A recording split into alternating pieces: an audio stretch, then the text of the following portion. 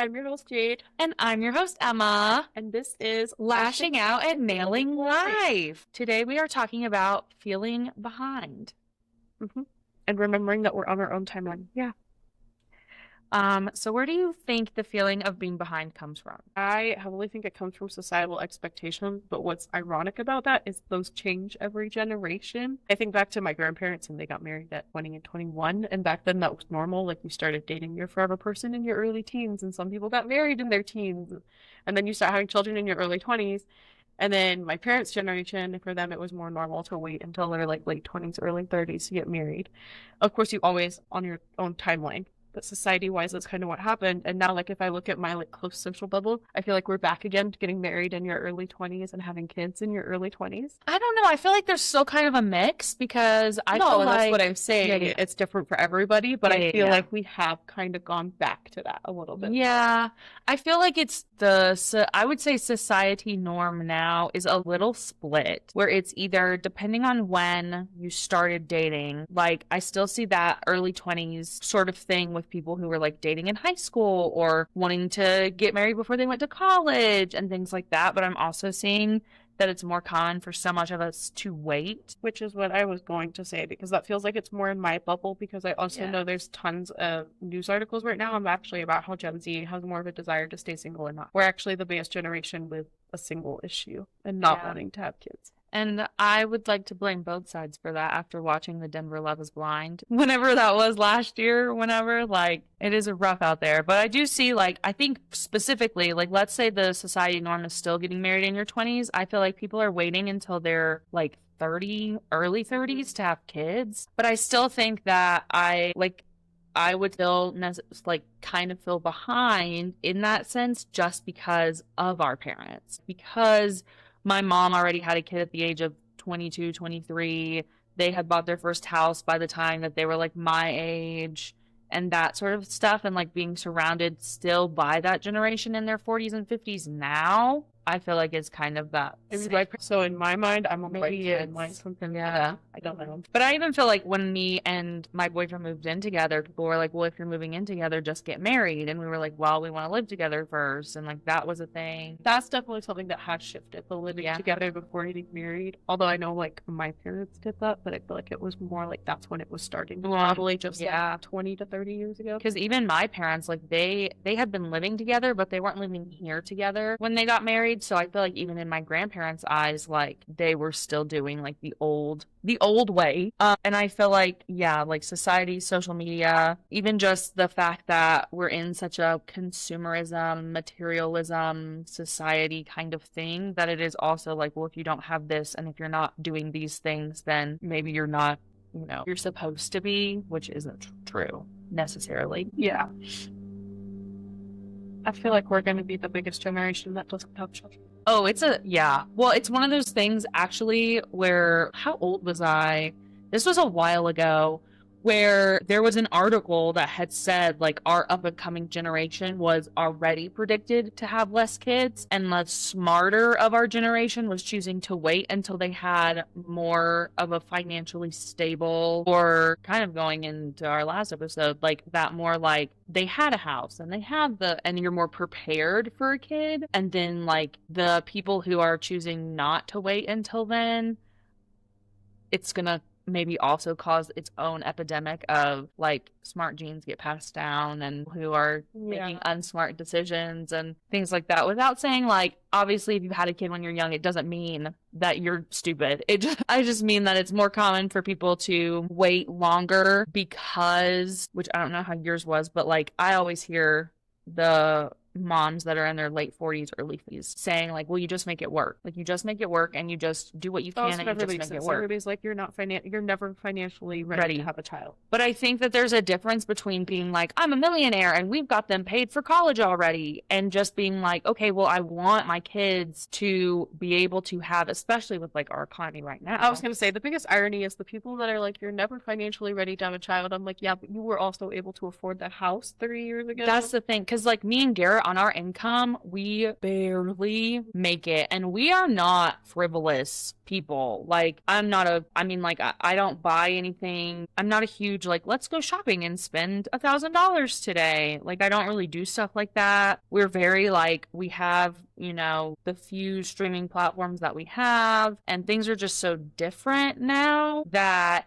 if we did have a baby today with just the cost of like diapers, Medical bills. it would put us and the being in the hospital, especially this is something interesting too, especially as a small business owner where we pay for our own insurance, the hospital bills and the maternity leave, like there's no way we would be able to afford to do that. We don't get maternity leave. Yeah, I think we technically can apply for that new Colorado Family Act. Oh, well, yeah. But it still only gives us so much, and it's not really like it covers our income. It's just like, yeah. Or maybe it covers the income, but definitely doesn't cover the hospital bills. So, and especially when like the two of us running our business are the women who would be giving birth, like it would just be kind of a rough situation. But I also feel like back to the social media thing, I think we see a lot of people doing things that I don't know, like I'll see people where I'm like, how are they able to buy a house but we weren't, kind of thing, and it feels like maybe I'm not in the right place that I'm supposed to be. I know most of the people in my life around me, not in my life, we're not friends with them, but like most of the people I knew from like high school, elementary school, etc., that have bought houses, they haven't bought them. Their parents have co-signed, their parents have helped. And that's a huge thing that I wrote down, like when social media plays a role into this, we're watching a highlight reel where people are not fully expanding on the situation. So while a lot of us like quote unquote feel behind, we're not behind at all. We just might not have the same financial assistance. There's a ton of stuff that I see kind of the same where it's like, oh, how are they able to buy a house? Oh, their parents paid for it. Yeah, that like part. Not even just like co-signed, like, and they put down the down payment and they're just paying the mortgage. Like, how nice would that be? But also, even like when I was seeing certain people move out before me, like they got their own apartment, they got their own this. Yeah. Their parents would then turn around and tell my parents like, oh my gosh, her life is so hard and we paid for her rent. And I'm like, well, yeah, I would move out too if you paid for my rent, but like not everyone can do that. And yeah, there's a lot that like, yeah. But also just with that's why comparison is such a devil, because you don't know some of these situations. Well, and the imposter syndrome and the fake it till you make it. Is it real? Like there's so much on social media that is fake that even when people try to be genuine, it's hard to tell if they're being genuine because you don't know if they were paid to say that or if they were told to say that. Or I also want to disclaim that there's nothing wrong if your parents have helped you get where you're going. Yeah, good for you. I have had endless support from my parents, so I have no judgment. It's just one of those things where like you're comparing yourself to other people thinking, oh my gosh, I'm behind, and it's like, no, you're in the same place, you're just getting a different level of support. Yeah, exactly. And neither support is worse than the other. It's just about what the parents can offer. Yeah. I just wanted to disclaim that because I do know there's probably people listening going, Jade, you get a lot of support from your parents. I'm well aware. And the support is also different because your parents didn't buy you a house. No, they don't pay my rent. Don't get it twisted. So I think that that's like there is a difference. And there's a difference between like, I know that if like, yeah, there's just definitely different things for sure. I also want to touch on the part of social media as far as like the business side of influencery marketing, which is I see, and we talked about this in our last episode too, I see so many people who have been doing whatever it is in less time than me, and it's just because of like luck and timing for them. Like they posted something at the right time, at the right place, the right kind of content, with the right kind of tags, and it just got like hooked, and then they stuck with it and it became whatever they were known for. And I feel like that's really hard to see sometimes too, because I see people doing things that I wish I could be doing, whether it's collaborations or having their name put on something or creating something like a whole brand of something, and they've only been in the industry for 2 years, not even like on their own for 2 years or whatever, but like in the industry for 2-3 years. And seeing stuff like that too always ends up pushing me to be like, well, I should be doing more. Like I should be doing more to catch up because I've been doing this I'm in my 4th year. And like I should be doing more because they're already doing more and they've been doing this for less time. But I also have to not burn out and not struggle and see how all of our episodes are connected, and I have to step back and like think about things in the bigger picture. Yeah. Don't compare yourself. Moral of the story. Have you ever felt like you were behind compared to other artists in your industry? I think my biggest issue is like I don't necessarily think is frustration, like in the same way you have it. Not necessarily that I feel behind compared to them, because I also have to remind myself that I was dealt kind of a shitty hand. Year Was it second or third second, year? it was my second. I just celebrated the 1 year anniversary of having my business, and then a month later, the shit hit the fan, and then a few months later, more shit hit the fan. You can listen to that and this is such a bad way to plug this.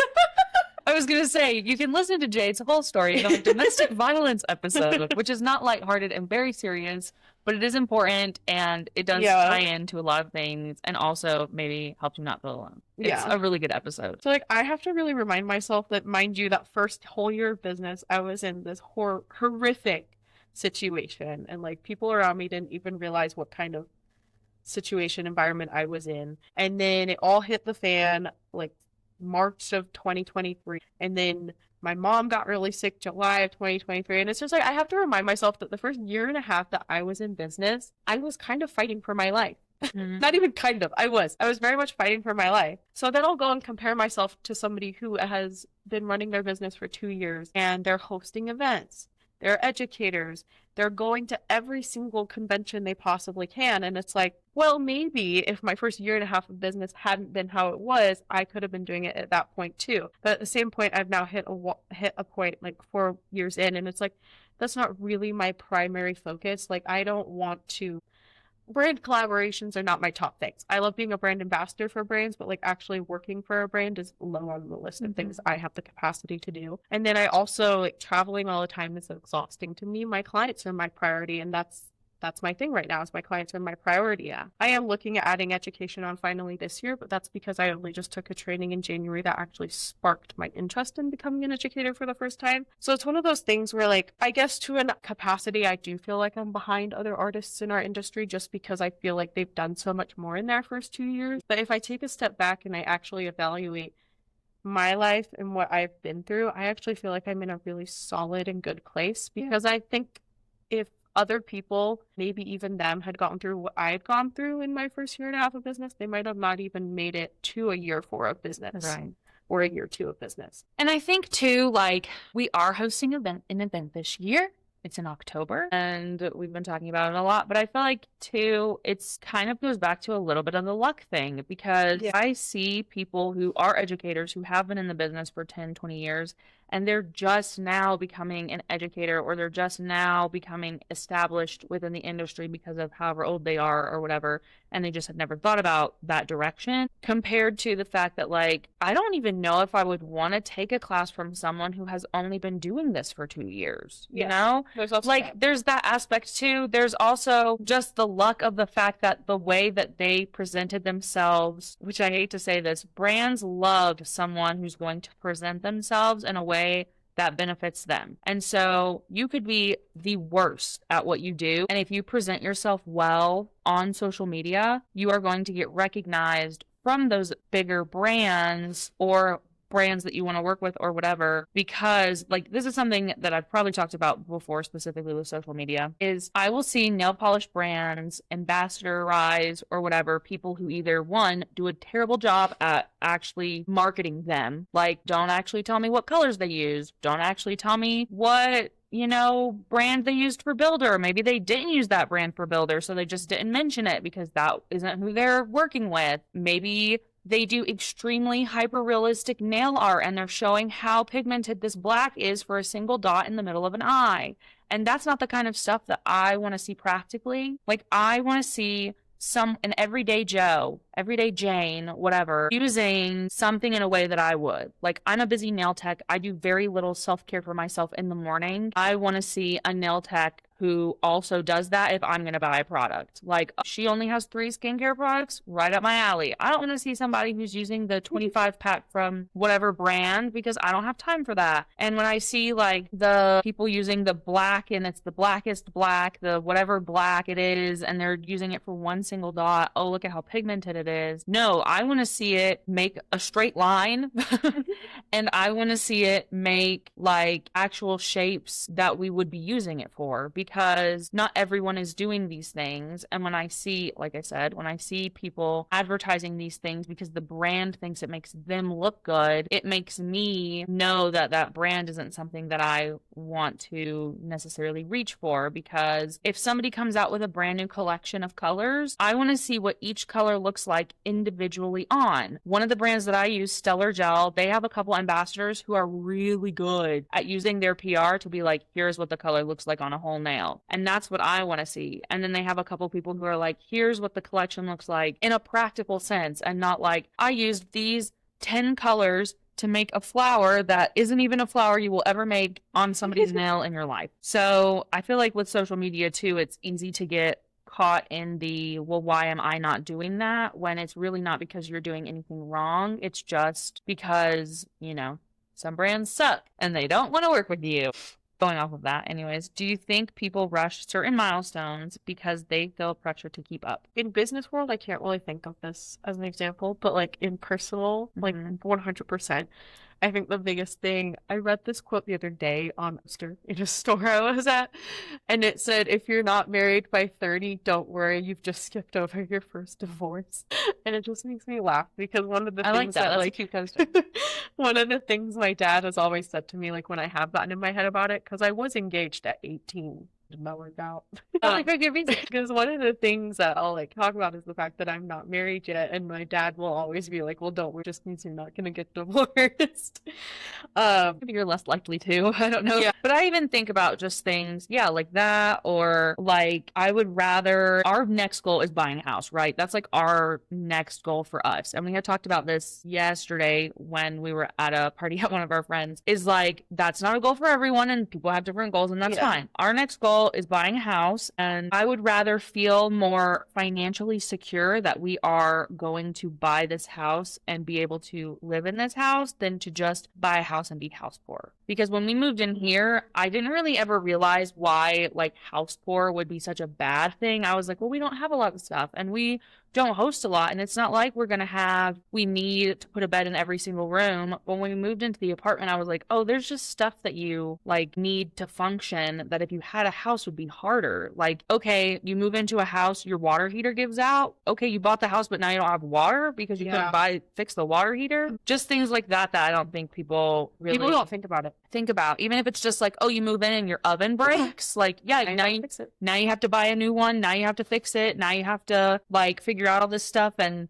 it was things that my parents, because my dad is so self-sufficient and like will fix things if he knows how to, or if he can figure out how to, that it was stuff that I was like, oh, we would also have to do that. There wouldn't be well, it'll just get taken care of for me. Like, we'll have to put the money down and we'll have to, you know, I can't remember how long we had lived in our house when all of the coolant from our HVAC system had like leaked out, and like it was a huge expense. And guess what? My dad, he wasn't allowed to fix it by himself because it was the coolant for the HVAC system. And so it was just kind of like those sorts of things where I was like, I could totally see how you could be house poor. Sure, we would have a couch and we would have a table, but if something broke and we didn't have extra money to put into that, then that's really rough. And I see people who end up even in a place where, yeah, they don't even, you know, they can't buy food because they, you know, wanted a house. I do think it's definitely more rushed in personal life. I feel like business, it's harder to rush those milestones because they happen when they happen. And it'll go south way faster. Like, I feel like kind of being house poor, you can get away with a little bit longer maybe, or like you won't realize how hard it is until it happens, versus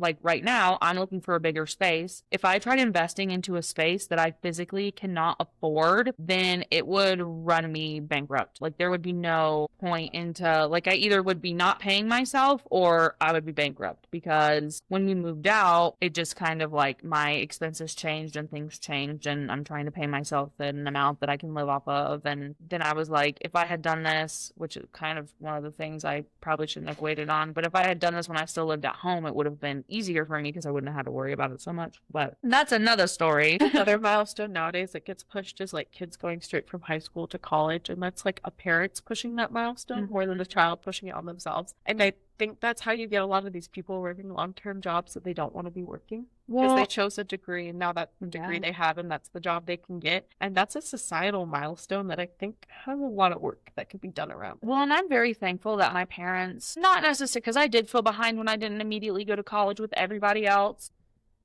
but it was definitely something that I'm glad I took that gap to not even just necessarily figure out, but just to like save money to help pay for college. Because now you're also getting all of these people who are graduating college and either their parents or them are now having to pay off like all of these student loans. And I'm really thankful that like by the end of this year, I will not have my student loan. And I could have paid it off faster, but I'm choosing just I don't need to. You know, that's the good debt.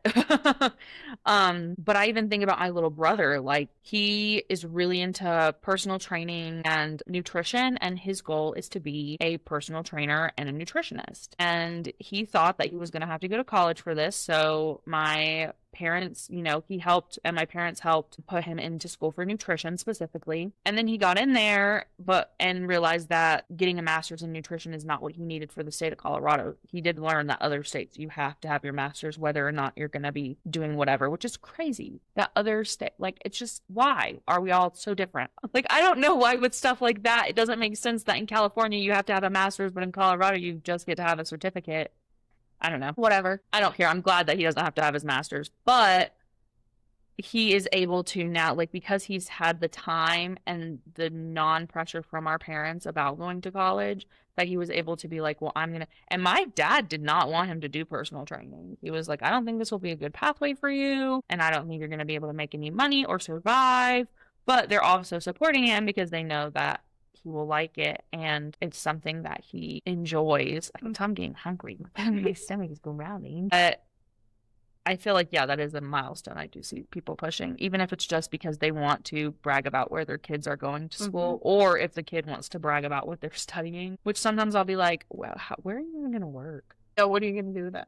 Like, I hear people and they'll be like, bio something, blah, blah, blah, computer engineer, blah, blah. And it's like this whole long thing. And I'll be like, I wonder what that is. And you'll Google it and it'll be like, the only job that you can have after you get a master's in this program is working at the water treatment plant. And you're like, why are you going to go to school for 8 years if you're going to do that? Or like, there was somebody that used to be, whatever, long story short, and they would always say that they were a biochemical engineer. And then somebody had said that their husband used to be that. And it was literally the study of water, like the flow of water in pipes. And that some of the only jobs they could have is like working for the city fixing the water, but it was like this huge like 6-year degree or whatever. And I was just like, that's crazy. That's what's going to be, especially with like how advanced AI is becoming. And not that I think AI is going to like take everybody's jobs, but there are programs. It's already taken quite a few. Well, and there are programs that will make you, and like if I want to make an app and I know nothing about coding. Even the little bit of coding that I do know, I could put that into an app, like into AI, and they can help me fill in the gaps. They can help me do whatever else an app developer that I would have had to have hired could do, but they're doing it for free or $20 a month or whatever it is that I pay for ChatGPT.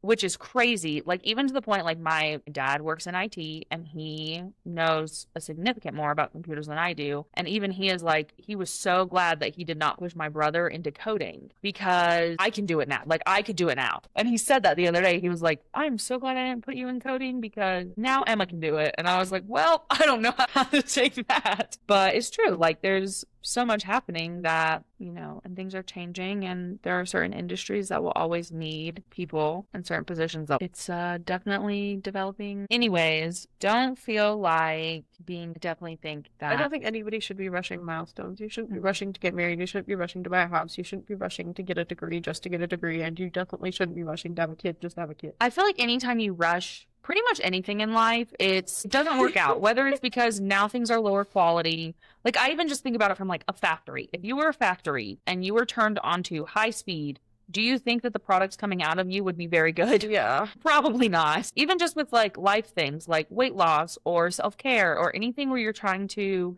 therapy, whatever it is you're trying to do. Oh my gosh, rushing milestones with weight loss. The more that you That's rush, such a the good worse. comparison.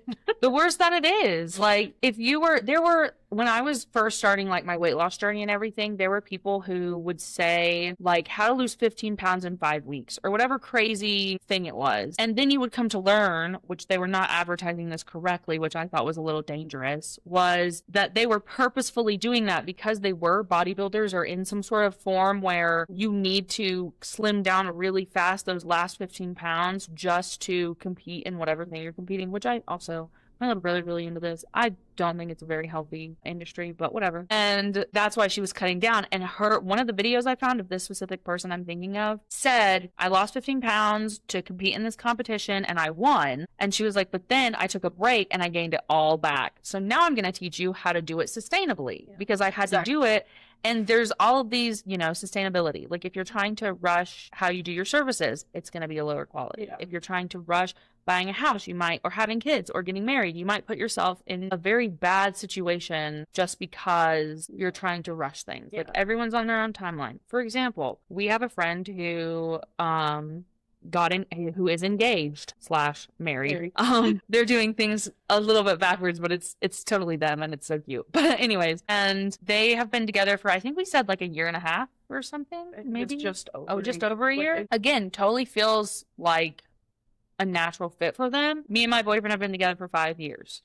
And that's just like the timeline we're on. Now, do I sometimes am like, why don't we just get engaged? But we're working through some things, some traumas. Well, that's what's crazy about their situation is she had been in a relationship with another guy for 3 years. 3 years? 3 years? 4 years? Some kind of amount of time. I know both of us confidently would have been concerned had she ever said that she was going to marry him. Yeah. Whereas with this one, we're like, no. And I think it was one of those things too, where I didn't really think about it when they were together, but the comparison, like when she came to me and said, hey, by the way, I got engaged and I got married and blah, blah, blah.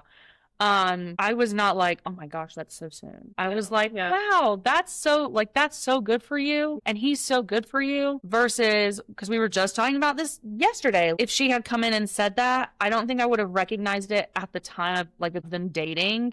But if she had come in and said that when they were dating, I think I would have been a little more like, really? Yeah.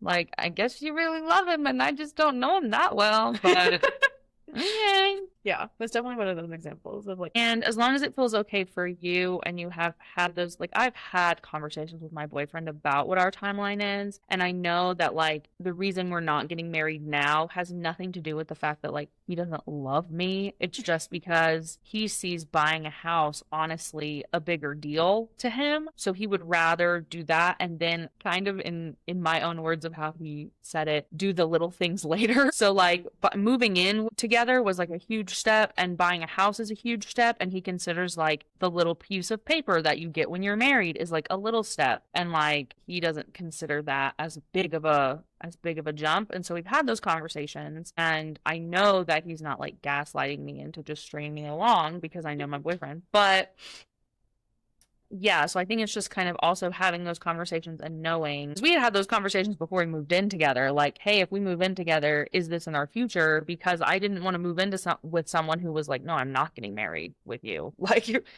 leave then immediately. So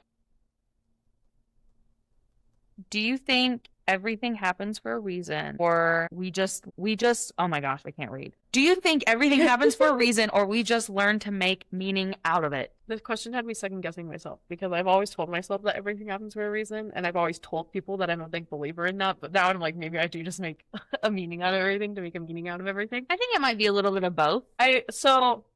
I'm Christian. Well, okay, Christian is a loose term. I'm not the Christian people think of when you hear I'm Christian. I believe in Jesus. I am a Jesus follower. I actually prefer that more. I have this conversation with my boyfriend all the time because he's like, I'm not Christian. I'm just a Jesus follower. And I kind of agree with him. Anyways, so since I pray to God and that's a part of who I am in my religion, I do believe that my story is written. And like, I'm going to get wherever I'm meant to be, however I am supposed to get there. So for that reason, that's why I think everything very much does happen for a reason. And I mean, I'm a big believer that every single relationship you get into no matter how it ends, was for a reason. And I can actually pull specific lessons from each individual I've dated and from each friendship I've had and what I've learned from each of those relationships in my life, romantic and platonic. And I think whether you believe everything happens for a reason or not, it is so important to take meaning out of everything, because if you just look at something as a quote unquote waste of time or a waste of space or anything like Or that, just the end of the world. yeah, you're putting a huge toll on your life that doesn't need to be there. And even if it didn't happen for a reason, in your opinion, if you can find a lesson out of it, as I said in our last episode, you're going to find yourself getting 1% better because you're learning from something you went And I through. think that's important, is like learning from the things that happen, even if it's like something little out of a big thing. Like if something huge happens, you know, you're with someone for a really long time and boom, whatever, the whole thing blows up, you can take from that that you've now learned like the red flags in that relationship or the things that you liked from that relationship and carry that forward. Like I know every relationship that I've been in, I've learned different things about myself of just like what I want. And watching my little brother go through it, since he's like younger than me, he's also finding that out with his like what kind of girl he wants today. I'm mentioning him so much. He's gonna love that. But just like anything, even if it's like business stuff and your business failed, you're gonna learn what you did wrong from that.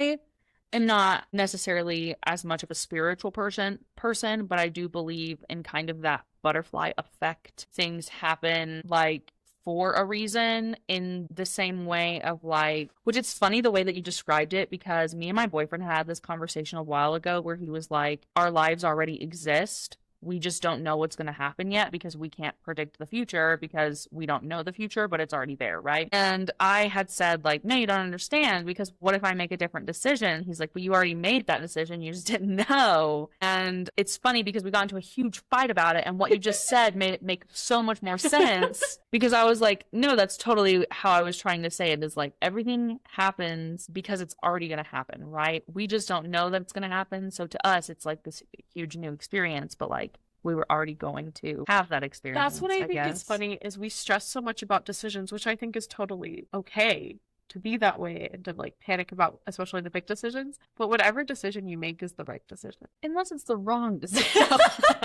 Because here's where I get, if we're going to go into this deep question, here's where I get a little confused, is like, yes, we make a decision and those decisions are things that lead us to other decisions and other things and down the path. But if you choose to like date someone who's maybe not great, maybe abusive, you know, if you make this decision and that was already made to happen, it wasn't necessarily the right decision, but it was a decision that was gonna happen. That's right. You know, so I don't know. I don't want to get too, because I'm not like, it starts making my brain hurt if we start thinking about like time, like, and then I'm like thinking about time travel and whatever. But I do think that there are certain choices we make that do pave our way in life to however it is. So like, I always say the butterfly effect thing is when we moved to Colorado, I was fully given the choice to stay in North Carolina or to come here. And what causes disagreement between my boyfriend, who was like, Bo, where you go? And I was like, yes, like my parents said, stay in North Carolina with family or move to Colorado with family. And Garrett, knowing me now, was like, but you're so close with your mom. I don't know how you could have chosen to stay in North Carolina. I was not close to my mom at the time.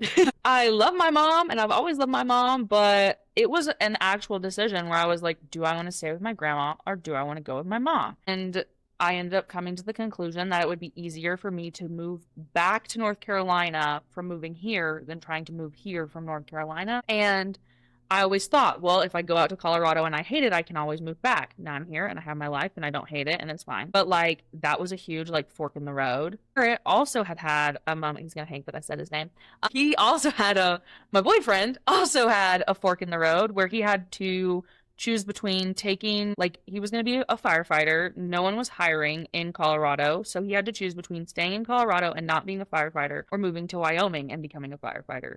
And he chose to stay in Colorado. Now, he claims that he did not have much of a choice because he could not have physically moved to Wyoming easily and he would have been leaving everything behind. So for him, staying here was like the easy choice. But that was still a choice. I have a rule where I don't date firefighters, which I think is crazy because if he had become a firefighter, even if we had met, I wouldn't have dated him. So I think that that's a very, like, to make this so deep, this deep philosophical question, I do think that the choices we may make can impact where our life's going in the future. I don't know if we really, like, I don't know if it's one of those things where we have the illusion of choice, or if it's one of those things where there are certain big milestones that will change what's going to happen, but then, like, those things could have still happened anyway. I don't know. But if you put that pressure on yourself where you're like, this could completely change the trajectory of my life if I make the wrong decision, it's horrifying. But that's the overthinking it, because if we overthink it, then we start getting into the I have the illusion of choice and nothing I do matters and life doesn't matter. Like, that's what happened again that night I talked with my boyfriend, is like, well, now you're making me depressed,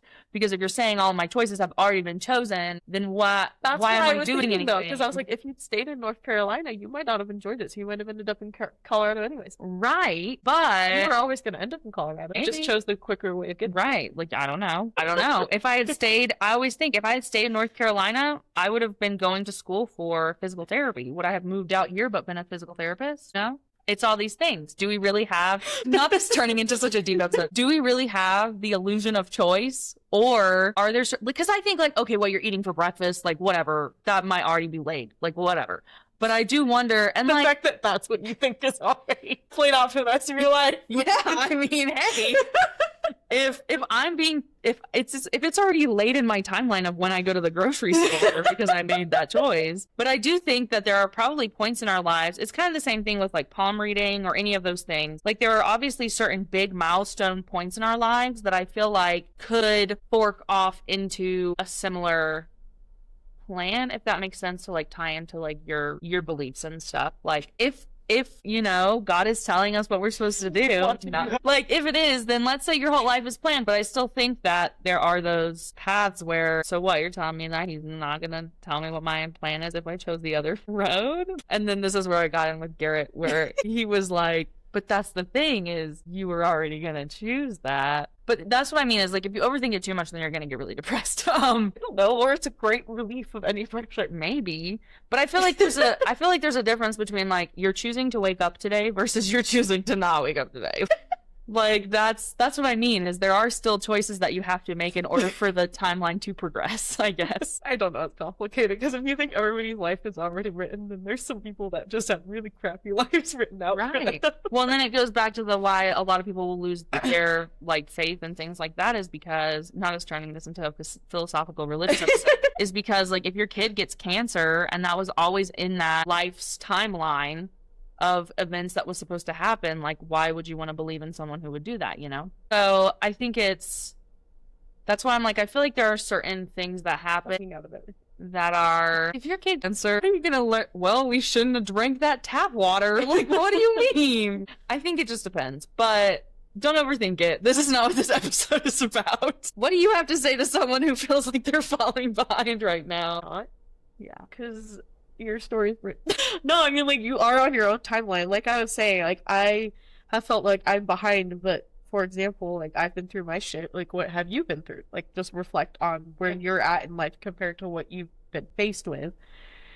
And I feel like even if you've had an easy life and I don't know if anybody has an easy life, but if you feel like you've had an easy life, congratulations. And if you still feel like you're behind, then what can you do to pull yourself out of that hole? Because I think that's this whole thing, is, like, it's a mental game. Yeah. Literally everything we've talked about today, including our little philosophical religious section we just had, it's all a mental game. And at the end of the day, you just have to figure out what belief system, honestly, because I'm a big believer, while I might believe in God and Jesus and the Holy Trinity, I don't care what you believe in as long as you believe in something. I think the scariest people are the people that don't believe in anything, because then you have no morals and no belief system, and you probably will feel behind, and you will feel... And again, my boyfriend will say he doesn't believe in he doesn't believe in anything and whatever. He believes that. But I think that he believes in, like, science, you know? Like, I think that's still something you can believe in. Yeah. But... So, like, if you're feeling behind, it's a mental game, and you need to figure out what you can change so you don't feel behind, because you're not. Like, Emma and I are true believers. You're on your own timeline. You're never behind. You're where you're supposed to be. But if you feel like you're not where you're supposed to be, change it. Well, and, like, I really want to push, like, you are not alone, and most of us feel behind in our own ways. Even if somebody is doing all the things that you want to do, there is 100% without a doubt in my mind that there is something else that they are feeling behind in, whether that's their careers or just like anything, the development of their kids, whatever it is, where they are feeling behind. And I don't know why that just turned off. And when comparing yourself to other people, and we've said this before with social media and like the imposter syndrome of scrolling through someone's feed and they're probably scrolling through yours too, is just, you're not alone. And that's what this podcast is for, is you're not alone. And if you have philosophical doubts in the world, then welcome to the club.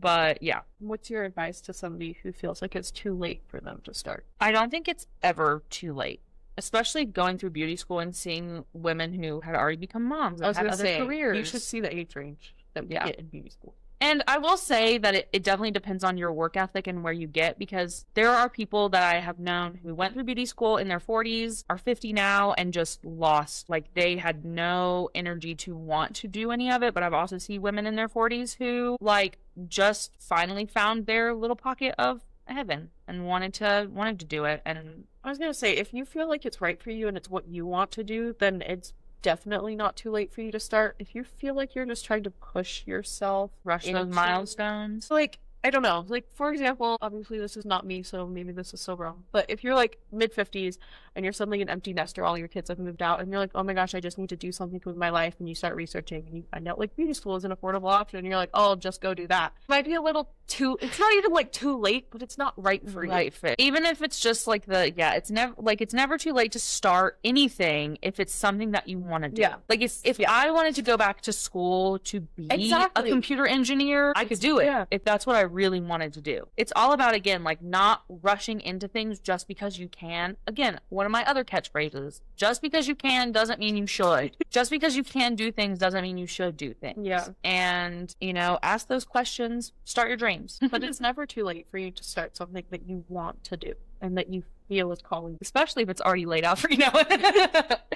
It's calling your name for a reason. You're like being drawn to it for a reason. I mean, yeah, you never know. Or to be a bad no. I was talking about my clients who were like, she's only mid-20s, but she went to school for, oh my goodness, something medical. She's been working in assisted livings for the longest time, and she's just hit a point at, I think she's 26 now. She's just hit a point at 26 where she's like, I don't want to do this for the rest of my life. And I was like, okay, well, you're 26. Like, now is the time to pivot. Now is definitely a good time to pivot if you're already having that feeling. And she was talking about possibly going for nails. And I was like, I'm open ears. Like, if you want to talk to me about it, if you want to talk to my friend Emma, who knows more about nails and would probably be able to give you more insight on whether it's right for you. I was like, then now's the time to do it. But like, even if she was 56 and she was starting to hate what she did, I'd still be like, okay, now's the time to sit down and figure out what you'd rather be doing, because Emma and I got really lucky that at a young age we found what we love doing. And at least for me, it feels like I'm never working a day in my life. And I feel like that's another timeline thing, that being on your own timeline is, there are just things that we learn at different paces. Like, I learned,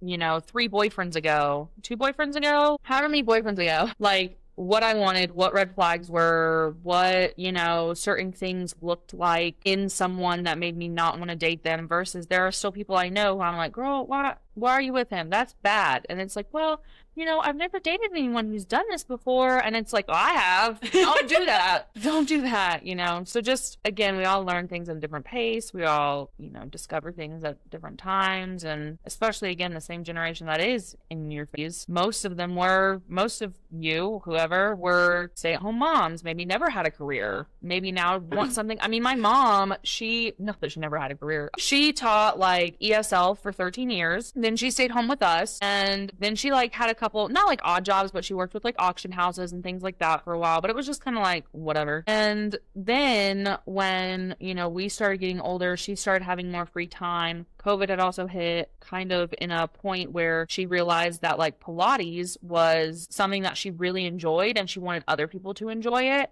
And she wanted other people to see how beneficial it could be for your body. That was something that she went into, and she's, early 50s now. So I think it just depends on, I could see my dad, if he decided to quit his job today, he would be doing it because he found something else that he truly loved. We're all just on our different wavelengths. I had a mental breakdown a few months ago where I thought, what if I just get a desk job? And like, I would have hated it, but it was one of those, like, I could have. If I wanted to, I could have.